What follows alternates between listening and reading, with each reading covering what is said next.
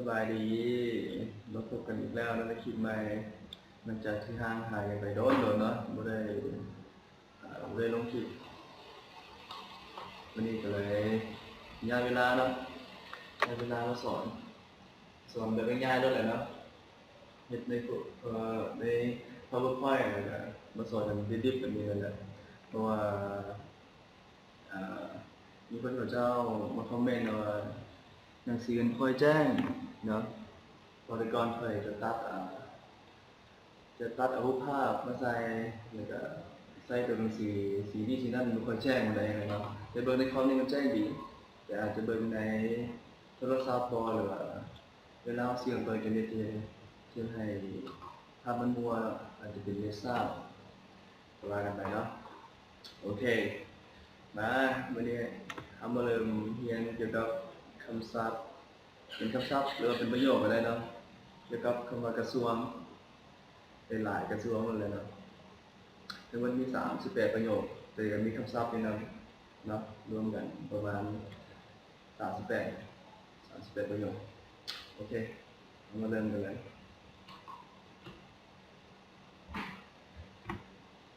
ลับแล้วเนาะเขาจะเน้นในการออกเสียงหลายกว่าจะบ่คือกับเพิ่นเวียดได้ก็ใกล้เคียงเนาะไปเว้านี่จะเป็นสำเนียงกลางจะเป็นสำเนียงของฮานอยเลยจะเป็นภาษากลางของพระเจ้าแต่ไปเจอกับคนภาคกลางหรือภาคใต้เขาจะออกสำเนียงต่างอีกจะเป็นสำเนียงท้องถิ่นของเขาเนาะแต่ค่อยสอนนี่เป็นสำเนียงกลางเนาะโอเคมาเริ่มกันตัวที่1โบโบออกเสียงดังไปเนาะโบแปลว่ากระทรวงสุดขบวนหรือว่ากรมเนาะโบกระทรวงสุดขบวนกรมแต่ก่อน คลิปแต่ก่อนข่อยจะบ่แปลลาวใส่เนาะแต่ก็มีคนมาทั่วว่าไอ้เขียนภาษาลาวใช่แน่แปลภาษาลาวใช่แน่โอเคมาวันนี้เราเลยจัดให้มาดูหนังสือแจ้งแล้วก็เขียนแปลภาษาลาวได้พร้อมเลยเนาะเราจะอธิบายไปให้ง่ายใจความไป โบแปลว่ากระทรวงสุดขบวนกรมโบง่วยซาวโบง่วยบุกระทรวงผู้พันการต่างประเทศ2ประโยคนี้จะมีความหมายเดียวกันเนาะออกเสียงไหมโบง่วยซาวโบง่วยบุกระทรวงผู้พันการต่างประเทศโบกวักฟ่องโบกวักฟ่องกระทรวงป้องกันประเทศคำว่ากวักนี่แปลว่าประเทศก็ได้เนาะคือคำว่าอายกวักแปลว่าฮักษาเนาะส่วนคำว่าฟ่องนี่จะแปลว่าห้องคำเดียวเนาะฟ่องนี่แปลว่าห้องโบกวักฟ่องกระทรวงป้องกันประเทศบอธิบายยาวเลยเดี๋ยววิดีโอชิ้นยาวต่อไปโบเจืองโบเจืองรัฐมนตรีโบเตรืองอะไรนะโบเตรือง แต่ก็จะบอกเสียงคำว่าโบเตรืองมันจะออกเสียงคำว่าโบเจืองเป็นรัฐมนตรีนะโบเจืองรัฐมนตรีโบอันนิ่งโบอันนิ่งแปลว่ากระทรวงป้องกันความสงบอันนิ่งแปลว่าความสงบเนาะแต่โบอันนิ่งจะเป็นกระทรวงป้องกันความสงบอะไรเนาะ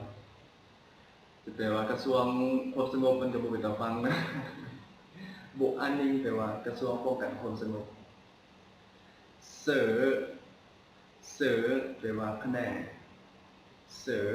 คะแนนตื้อฟ้ากระทรวงยุติธรรมคนจริงตอนนี้ก็น่าจะใช้คำว่าโบนะแต่เขาไม่ได้ใช้โบลงบ่อยากแก้นะใช้คำว่าตื้อฟ้าไว้แล้วนะแปลว่ายุติธรรมนั่นแหละแต่เอาโบมาใส่ก็ได้เอาโบตัวนี้มาใส่โบตื้อฟ้าแปลว่ากระทรวงยุติธรรมแต่ถ้าแปลตามศัพท์แต่ละศัพท์คำว่าตื้อนี่แปลว่าส่วนตัวเนาะจะเป็นทรัพย์สินคือคำว่าตื้อบ้านจะเป็นทุนหรือว่าต้นทุนเนาะคำว่าตื้อบ้านและฟ้าแปลว่าฝรั่งเหนื่อยฟ้าแปลว่าคนฝรั่งเนื้อฟ้าแปลว่าประเทศฝรั่งแต่ในประโยคนี้โบตื้อฟ้าแปลว่ากระทรวงยุติธรรมเนาะ ดิ่งเหืองจิงจีดิ่งเหืองจิงจีแนวทางการเมืองคำว่าดิ่งแปลว่ากะหรือว่าคาดก็ได้เนาะตัวดิ่งลาคอยก้าวลาหรือว่าคอยคาดลาก็ได้เหืองแปลว่าเหืองนี่เนาะแปลว่าแนวทางหรือทิศทางจิงจีการเมืองเนาะดิ่งเหืองจิงจีแนวทางการเมืองดิ่งเหืองจิงจีแนวทางการเมืองกงเทืองอุตสาหกรรมการค้ากงเทืองอุตสาหกรรมการค้าคำว่ากงนี่มันย่อมาจากคำว่ากงเวียกเนาะแปลว่าเวียกการหรือว่าการงานนะคำว่ากงเทืองจะแปลได้หลายกันจะแปลว่าตายดูตนนาฮักหรือว่าเป็นการค้ากงเทืองสองคำนี้แปลว่าอุตสาหกรรมการค้าโอเคต่อไปคือสอนแบบไวๆเลยเนาะbộ nông lâm กระทรวงเกษตรกรรมป่าไม้คำว่านงเริ่มแปลว่าเกษตรกรรมป่าไม้เนาะbộ nông lâm กระทรวงเกษตรกรรมป่าไม้ bộ nông lâm เอาไหมนะเอาเสียงไหมชี้เมาไปทางอื่นเลยอย่ามีอ่านคำศัพท์เก่านะเอาไว้ bộ nông lâm กระทรวงเกษตรกรรมป่าไม้ bộ lao động và phúc lợi xã hội bộ lao động và phúc lợi xã hội แปลว่ากระทรวงแรงงานและสวัสดิการสังคมคำว่าลาวดงแปลว่าแรงงานเนาะลาวดงว่าแปลว่าแลกฟุกเลยแปลว่าสวัสดิการฟุกเลยนะแปลว่าสวัสดิการสาห่วยแปลว่าสังคมแปลว่าเสียงบ่ค่อยได้ปานใดบ่ค่อยได้เว้าเรียนจบมา3-4 ปีบ่ค่อยได้ลงบ่ค่อยได้เว้ากับคนเรียนเสียงก็เลยเพี้ยนไปเนาะแต่ก็ประมาณนี้แหละเนาะเอาไหมbộ lao động và phúc lợi xã hội กระทรวงแรงงานและสวัสดิการสังคม bộ khoa học và công nghệ bộ khoa học và công nghệ กระทรวงวิทยาศาสตร์และเทคโนโลยีคำว่า khoa học แปลว่าวิทยาศาสตร์เนาะหรือจะเป็นสายเรียนก็ได้ที่เรียกว่า khoa học เนาะcông nghệ แปลว่าเทคโนโลยีcông nghệ thông tin จะเป็น IT เนาะ IT ย่อมาจาก Information and Technology แปลว่า IT เลยนะจะแปลตามตัวก็เป็นเทคโนโลยีและข้อมูลข่าวสารเนาะกงเnghệ thông tin เป็นสาขาที่เขาเรียนจบมากงเnghệ thông tin กับ IT นะเนาะต่อไปViện Kiểm sát องค์การอัยการ Viện Kiểm sát องค์การอัยการ Bộ Kế hoạch và Đầu tư Bộ Kế hoạch và Đầu tư กระทรวงแผนการและการลงทุนเนาะ Bộ Kế hoạch và Đầu tư กระทรวงแผนการและการลงทุนคำว่า Kế hoạch แปลว่าแผนการเดี่ยวตื้อเป็นการลงทุนเนาะ โอเคต่อไป Bộ Tài nguyên và Môi trường Bộ Tài nguyên và Môi trường กระทรวงทรัพยากรและธรรมชาติคำว่าตายเวียนก็คือทรัพยากรมวยเจืองแปลว่าธรรมชาติเนาะจะขยายความตื้มเนาะแปลตามตัวตื้มเอาซับตื้มแล้วก็มาตายแปลว่าเก่งเนาะเวียนแปลว่าดั้งเดิมเนาะเวียนเดเวียนปาไว้แบบเดิมเลยเนาะแบบปาไว้แบบดั้งเดิมbộ tài nguyên và môi trường กระทรวงทรัพยากรและธรรมชาติโอเคต่อไปbộ giao thông โอ้ยอย่าลืมเสาหนังใช่ไหมครับโบนี่เนาะไม่ใช่ต้องมีเสาหนังจำอยู่ลุมเนี่ยโอเคโบเป็นยังฟังตามเสียงค่อยไม่สั้นก็คิดว่าเอาเสาหนังมาจำใส่ก็โอเคแล้วเนาะ bộ giao thông vận tải bộ giao thông vận tải แปลว่ากระทรวงคมนาคมขนส่งโอ้ย ตัวนี้ภาษาลาวเราไปวัดซ้ำเขียนว่ากระทรวงคมนาคมเนาะเบิ่นใต้แปลว่าขนส่งเนาะเจ้าทงแปลว่าคมนาคมนี่เปลี่ยนภาษาลาวใส่เป็นฟังเสียงก็ได้เนาะเป็นbộ giao thông vận tải กระทรวงคมนาคมขนส่ง bộ tài chính bộ tài chính กระทรวงการเงิน tài chính การเงินเนาะ bộ tài chính กระทรวงการเงิน bộ y tế กระทรวงสาธารณสุข bộ y tế กระทรวงสาธารณสุขต่อไปฟังให้Sở Giáo dục và Thể thao Sở Giáo dục và Thể thao กระทรวงการศึกษาและกีฬาหรือว่ากระทรวงการศึกษาและการกีฬาก็ได้เนาะสื่อgiáo dụcแปลว่าการศึกษาเทธาแปลว่ากีฬาสื่อgiáo dục và Thể thao กระทรวงการศึกษาและการกีฬาสื่อhải quan và thuế หรือว่า thuế quan ก็ได้เนาะภาษีและก่อน Sở Hải quan và thuế หรือว่า thuế quan ภาษีและก่อน Dưới sự lãnh đạo của nhà nước Dưới sự lãnh đạo của nhà nước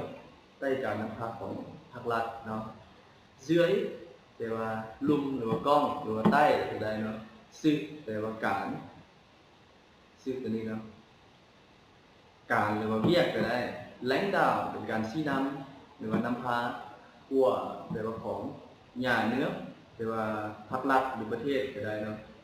คำว่าญาละล่าคำเดียวนี่แปลว่าเฮือนเนื้อแปลว่าน้ำญาเนื้อแปลว่าประเทศหรือว่าประเทศตัวนี้ญาเนื้อแปลว่าประเทศหรือว่าโอ้เลยแปลว่าประเทศหรือว่าพรรครัฐเนาะหรือว่าđất nướcก็ได้กันđấtแปลว่าดินเนื้อแปลว่าน้ำđất nướcแปลว่าประเทศเนาะDưới sự lãnh đạo của nhà nước ใต้การนำพาของพรรครัฐ Bộ binh ทหารบก ตัวนี้มันจะเกี่ยวกับกระทรวงนะแต่มันเป็นศัพท์เกี่ยวกับศัพท์การเมืองก็เลยเอายกขึ้นมาเลยซะมาเพิ่มเติมให้นะ Bộ binh Bộ binh ทหารบก Bộ binh ทหารบก Bộ công nghiệp Bộ công nghiệp กระทรวงอุตสาหกรรม công nghiệp แปลว่าอุตสาหกรรมเนาะ Bộ công nghiệp กระทรวงอุตสาหกรรม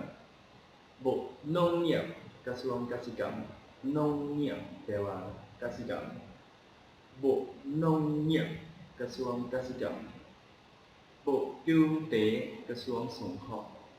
Bộ kinh tế กระทรวงสงเคราะห์